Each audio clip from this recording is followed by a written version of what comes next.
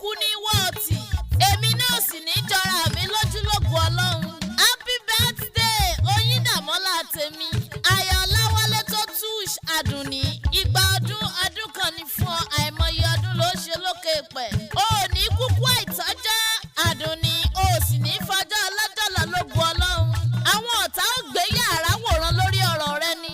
Wọn ìrídìí òkun bẹ́ẹ̀ náà ìrídìí ọ̀sà ọmọ aráyé ò ní rídìí rẹ lógun Ọlọ́run. Oyindamola àlékún dùnnú Ọlọ́run ó ṣe fún ọ ayọ̀ rẹ ò ní dìbàjẹ́. Àárín ìwọ àtọ̀túnbá ò ní dẹ̀rù ẹ pẹ́ fúnra yín dọjú alẹ́ ni. Àdùnní ọ̀tá ò ní yọ̀ wọn ò ní sọ pé tán di tiẹ̀. Ọlọ́run ò sì ní fẹ̀rín rẹ sọ́ta lẹ́nu. Ìwọ ló borí wọn láṣẹ Èdùmàrè. Ǹlẹ́ o ọmọ orò látà Àdùnní wọ́n ní yùmù lóró òkè onílé bàbá tó bí ń lọ́mọ. Ń bàbá márùn-ún níbẹ̀ lóde Ẹ̀gbá Aláké. Wọ́n ní gbogbo wọn náà sì dádé oníbàárà ọba ní àbúrá ọba ní ọ̀sìnlẹ̀ ọba ní olówó ọ̀fọwọ́ ọba ní. Aláké Ẹ̀gbá ń kọ́sẹ́ ń bẹ lálàáfíà ń bọ́ba ní í ṣe. Abọ́sẹ̀dé ó wá gbà mí ni.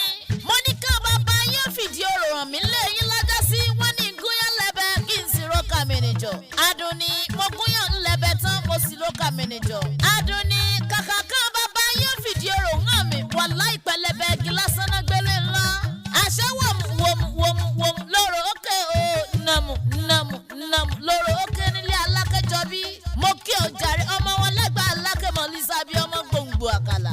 Àdùnní wọn lọ́mọ arákẹ́ ni ó nílé bàbá tó bí ọlọ́mọ. Wọ́n ní ṣẹlẹ̀ ju méjì nílé tiyín. Ńlá o jàre ọmọ àjọgbà ẹrú mọ́jọgbà ẹ̀kan. Oyindamola ń bẹ̀rù ní ìsinmi nílé bàbá yín nítorí pé ẹ̀kọ́ ò gbọ́dọ̀ sìnìyàn láìdẹ bàbá tó bí ọlọ́mọ. Bó o lè jó ìwọ ṣàrọ̀ra mọ́ mi ni ó jàre níwọ tó ṣe pé aya wọn níjẹ̀bú òde ni ọ́.